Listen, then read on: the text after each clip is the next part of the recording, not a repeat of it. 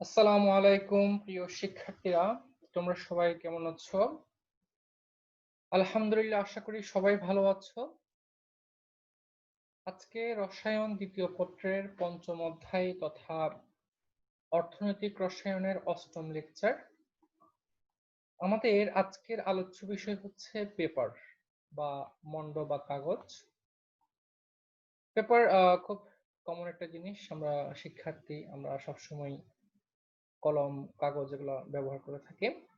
আমরা আজকে এই পেপার কিভাবে তৈরি করতে হয় এই সম্পর্কে বিস্তারিত আলোচনা করব। প্রথমে আমাদেরকে যেটা জানতে হবে সেটা হচ্ছে এই যে পেপার বা পাল্প, রাসায়নিকভাবে এই পাল্পের সংজ্ঞাটা কি।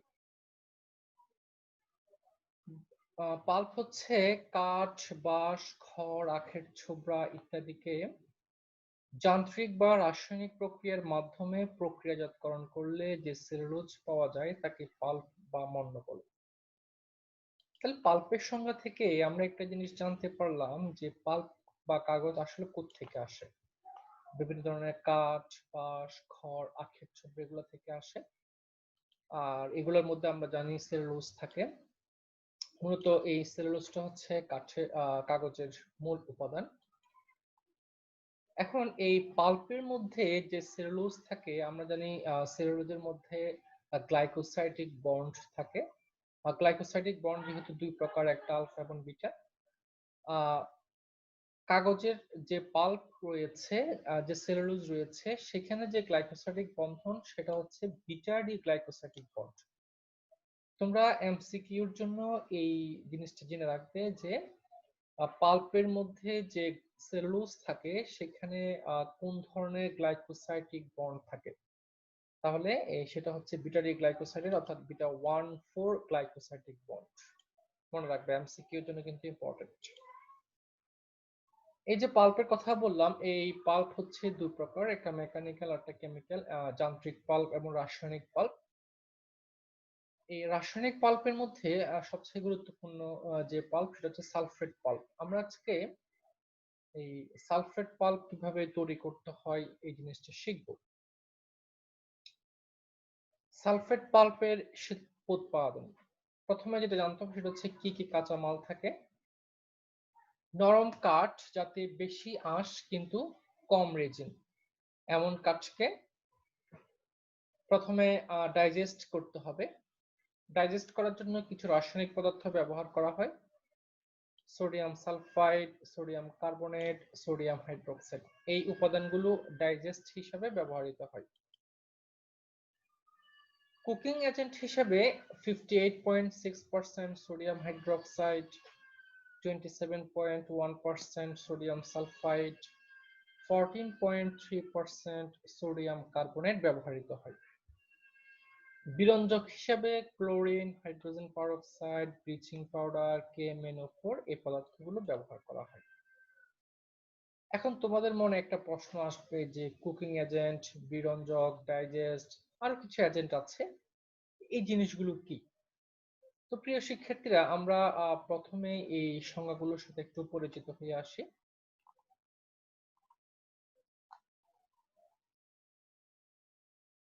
প্রথমে আসো কুকিং এজেন্ট। কুকিং এজেন্টের সংজ্ঞা: যেসব রাসায়নিক পদার্থ কাঠের মধ্যে অবস্থিত সেলুলোজ ছাড়া বাকি অন্যান্য উপাদান সমূহকে দ্রবীভূত করতে পারে তাদেরকে কুকিং এজেন্ট বলে। অর্থাৎ পাল্পের যেহেতু এই কাগজের মূল উপাদানটা হচ্ছে সেলুলোজ, সেলুলোজ ছাড়া বাকি উপাদানগুলোকে দ্রবীভূত করতে পারে যে রাসায়নিক পদার্থগুলো, তাদেরকে বলা হয় কুকিং এজেন্ট। কুকিং এজেন্ট হিসাবে sodium sulphide, sodium hydroxide, calcium hydroxide, sodium carbon এই পদার্থগুলো ব্যবহার করা হয়। এই উদাহরণগুলো এমসিকিউর জন্য শিখব। আরেকটা এজেন্ট হলো ফিলিং এজেন্ট। ফিলিং এজেন্ট হচ্ছে যে পেপার তৈরি করার পূর্বে কাগজের যে শীটটা থাকে সেটার মধ্যে অনেক সময় ফাঁকা কতগুলো স্থান থাকে। ওই ফাঁকা স্থানগুলো থাকলে কাগজটা নিম্নমানের হয়। তন্তুর মধ্যে এই ফাঁকা স্থানগুলো পূর্ণ করার জন্য যেসব রাসায়নিক দ্রব্য ব্যবহার করা হয় তাদেরকে বলা হয় ফিলিং এজেন্ট। ফিলিং এজেন্ট যখন যোগ করবে তখন সে কাগজের মসৃণতা বৃদ্ধি পাবে, উজ্জ্বলতা বৃদ্ধি পাবে, সেটা প্রিন্ট করার জন্য উপযোগী হবে। ফিলিং এজেন্ট হিসেবে ব্যবহার করা হয় ক্যালসিয়াম কার্বনেট, টাইটানিয়াম অক্সাইড, এই এজেন্টগুলো ব্যবহার করা হয়। আরেকটা এজেন্ট হচ্ছে সাইজিং এজেন্ট।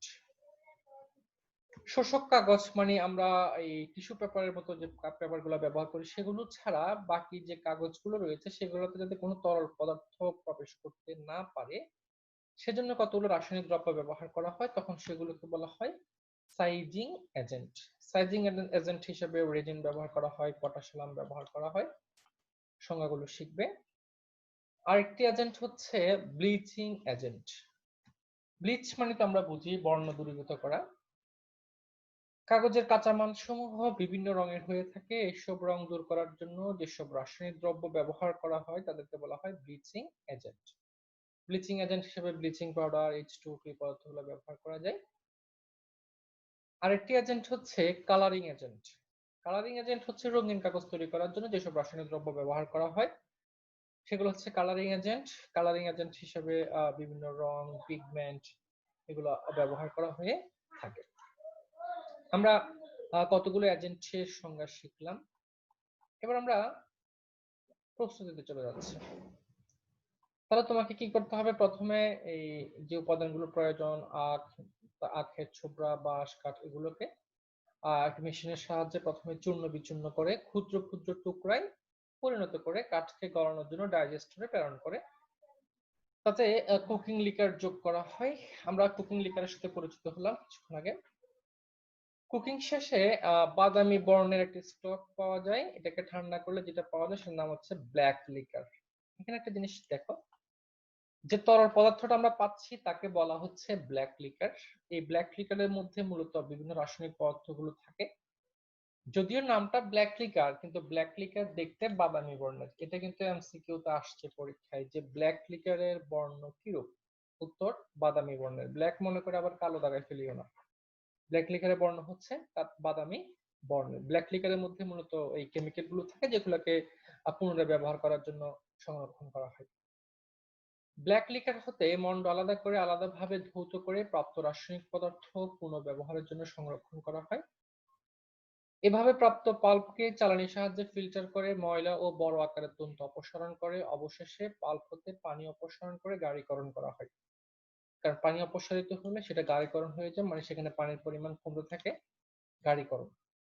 এই গাঢ়ীকৃত পাল্পকে উপযুক্ত রাসায়নিক পদার্থ যোগ করে বিরঞ্জিত করা হয়, অর্থাৎ এক্ষেত্রে ব্লিচিং এজেন্ট যোগ করা হয়। ব্লিচিং এজেন্টের কথা আমরা এখানে বলছিলাম যে chlorine, H2O, bleaching powder, KMnO4 এই পদার্থগুলো ব্যবহার করা হয়।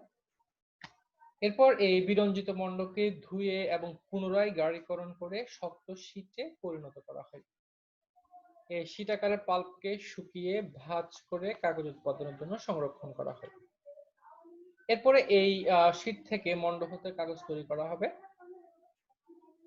উন্নত মানের কাগজের জন্য বিভিন্ন ধরনের পাল্প মিশিয়ে কাগজ উৎপাদন করা হয়। বিভিন্ন মণ্ড মিশিয়ে ছাঁকনির সাহায্যে ছেঁকে ময়লা ও বড় আকারের তন্তু অপসারণ করা হয়। ছাঁকনকৃত পাল্পকে উত্তপ্ত করে পানি অপসারণ করে গাঢ়ীকরণ করা হয়। গাঢ়ীকৃত মণ্ডকে বিভিন্ন বিরঞ্জক পদার্থ যোগ করে বর্ণহীন করা হয়, কারণ বিরঞ্জক পদার্থের কাজ কিন্তু বর্ণহীন করা। এরপরে এই মণ্ডকে স্টিল নির্মিত পাত্রের বিটারে প্রেরণ করে বিটারের মধ্যভাগে দেয়ালে চারিদিকে মণ্ড বিরাম ঘুরতে থাকে। এটা একটা যন্ত্র যেটা কুবিরাম চারদিক থেকে ঘুরায়। এতে মণ্ড অধিকতর শক্ত, ঘন ও কম ছিদ্রযুক্ত কাগজে পরিণত হয়। এই বিটারের মধ্যে মূলত এজেন্ট গুলো যোগ করা হয়, ফিলার এজেন্ট, সাইজিং এজেন্ট। আমরা ফিলার এজেন্ট এবং সাইজিং এজেন্টের সাথে পরিচিত হয়েছে। বিটিং শেষে প্রাপ্ত পাল্পকে রিফাইনিং করার জন্য পাল্পের আঁশগুলো নরম হয় এবং উন্নত মানের কাগজে পরিণত হয়। এই বিটারের মধ্যে ফিলার, রঞ্জক পদার্থ, সাইজিং এজেন্ট এগুলো যোগ করা হয়। এ হচ্ছে কাগজ প্রস্তুতি। কাগজ প্রস্তুতির এই রিসাইকেলটা কিন্তু আবার গুরুত্বপূর্ণ। তো আমরা এই রিসাইকেলটা কেন ইম্পর্টেন্ট পেপার রিসাইকেল সেটা একটু দেখি। বর্তমান সভ্যতার যুগে কাগজ ছাড়া আমাদের চলে না। বাঁশ, কাঠ প্রভৃতি হতে কাগজ উৎপন্ন করা হয়। কাগজ উৎপাদনে একদিকে বনজ সম্পদ ক্ষতিগ্রস্ত হয় যেহেতু বিভিন্ন গাছ কাটতে হয়, অন্যদিকে কাগজ উৎপাদনে বিভিন্ন ধাপে বিভিন্ন রাসায়নিক পদার্থ পরিবেশের দূষণ ঘটায়। তার মানে এখানে দুইটা কথা বলা হয়েছে। যেহেতু কাগজে উৎপাদনের প্রয়োজনীয় কাঁচামালটা বন থেকে আসে, সে যে বনজ সম্পদ ক্ষতিগ্রস্ত হয়। আবার অনেকগুলো এজেন্ট, কেমিক্যাল পদার্থ ব্যবহার করা হয়, সেই হিসেবে রাসায়নিক পদার্থ দূষণও ঘটে। দুইটা বিষয়। অথচ এই কাগজটাকে, পুরোনো কাগজগুলোকে যদি আমরা রিসাইকেল করি তাহলে 70% বিদ্যুৎ কম লাগে এবং রিসাইকেলে 73% বায়ু দূষণ কমায়। তার মানে অনেক বেশি পরিমাণে এটা পরিবেশ বান্ধব রিসাইকেলটা।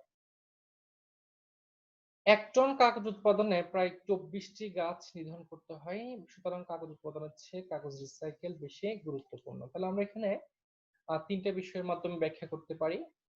একটা হচ্ছে বনজ সম্পদ ক্ষতিগ্রস্ত হওয়া, তারপরে রাসায়নিক পদার্থের দূষণ ঘটা, তারপর রিসাইকেল করলে কি কি সুবিধা। কয়েকটা সুবিধার কথা বলা হলো যে 70% বিদ্যুৎ কম লাগে, এরপরে 73% দূষণ কম ঘটায়, এই জিনিসগুলো। তো প্রিয় শিক্ষার্থী, আমরা পেপার থেকে আরেকটা কোশ্চেন শিখবো, সেটা হচ্ছে এই পেপার রিসাইকেল পরিবেশ বান্ধব এবং অর্থ সাশ্রয়ী, এই এমন একটা কোশ্চেন কিন্তু পরীক্ষায় এসেছিল। তো সেই হিসেবে আমরা কিছু যুক্তি দেখাবো।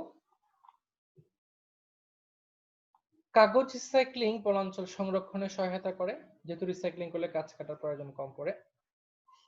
কাগজ রিসাইক্লিং পরিবেশ দূষণ কমায়, আমরা পরিবেশ দূষণের মাত্রা এখানে পড়েছিলাম, প্রায় 73% দূষণ কমায়। বর্জ্য কাগজ হতে নতুন কাগজ উৎপাদনে তুলনামূলকভাবে সহজ, এই প্রক্রিয়ায় কম শক্তি, পানি এবং রাসায়নিক পদার্থ কম লাগে। এক্ষেত্রে এই প্রয়োজনীয় রাসায়নিক পদার্থগুলো কিন্তু ব্ল্যাক লিকার থেকে আসে, যেটা শুরুতে বলছিলাম। ফলে পানি ও বায়ুতে কম দূষণ যুক্ত হয়। পরে বাঁশ, কাঠ হতে কাগজ উৎপাদনে যে শক্তি খরচ হয়, কাগজ রিসাইক্লিং করলে তার মাত্র 40 থেকে 60% হয়। এই শক্তি সাশ্রয়ের অর্থ হচ্ছে জ্বালানি তেল, গ্যাস অথবা সাশ্রয় হওয়া। সেজন্য কাগজ রিসাইক্লিং অর্থ সাশ্রয়ী বটে। আবর্জনার স্তূপে 80% হলো বর্জ্য পেপার। তাই আমরা যে বিভিন্ন দোকান থেকে অনেক সময় অনেকে বিভিন্ন নাস্তা জাতীয় পদার্থ আনে, যেগুলো কাগজ দিয়ে মুড়ানো থাকে, এই কাগজগুলো কিন্তু আমরা ফেলে দিই। এখন এই ফেলে দেওয়া কাগজগুলো কিন্তু আবর্জনার স্তূপের মধ্যে গিয়ে থাকে। তাই আবর্জনা ফেলার গর্ত সহজে কাগজ দ্বারা ভর্তি হয়ে যায়। কাগজ রিসাইকেল করলে দীর্ঘদিন এই আবর্জনা ফেলার জায়গায় ব্যবহার করা যায়, নতুন কোনো গর্তের প্রয়োজন হয় না। আবর্জনার স্তূপে বর্জ্য পদার্থের মধ্যে কাগজের পরিমাণ বেশি হলে তা সহজে বিয়োজিত হয়ে মিথেন গ্যাস উৎপন্ন করে।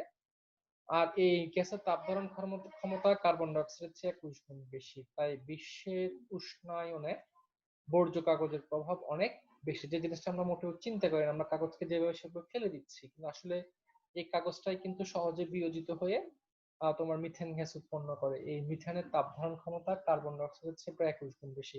অর্থাৎ গ্লোবাল ওয়ার্মিং এর জন্য এটা অনেক বেশি হুমকি স্বরূপ। তো এই ব্যাপারগুলোর কারণে মূলত কাগজ রিসাইকেল পরিবেশ দূষক, যে নাইট্রোজেন অক্সিজেন নির্গত, কাগজ রিসাইকেলের পরিবেশ দূষক নাইট্রোজেন অক্সাইড খুব কম নির্গত হয়। তার মানে এসিড রেইন সৃষ্টির সম্ভাবনা কম থাকে। প্রিয় শিক্ষার্থীরা, এই ছিল আমাদের আজকের পেপার নিয়ে আলোচনা। আজকের এইখান থেকে তোমরা মূলত যে জিনিসগুলো শিখবে সেটা হচ্ছে বিভিন্ন এজেন্ট গুলোর পরিচয়। এজেন্ট গুলো কিন্তু এমসিকিউ তে আসবে, এটা কনফার্ম থাকতে পারো তুমি, এমসিকিউ তে এজেন্ট থেকে একটা প্রশ্ন পাবে। আর কাগজ উৎপাদনের যে প্রসেসটা, পাল্প পেপার প্রসেসটা, এই প্রসেসটা ভালো করে শিখবে। এইটুকু ছিল আমাদের আজকের আলোচ্য বিষয়। ধন্যবাদ সবাইকে তাহলে। আর যারা চ্যানেলে এখন নতুন সাবস্ক্রাইব করেন, অবশ্যই সাবস্ক্রাইব করে রাখবে। আবার এমসিকিউ এর জন্য ওই বিটা ডি গ্লুকোজ যে থাকে বন্ডটা, এই বন্ডটা এমসিকিউ এর জন্য ইম্পর্টেন্ট। এই ছিল আমাদের আজকের ক্লাস। ধন্যবাদ সবাইকে।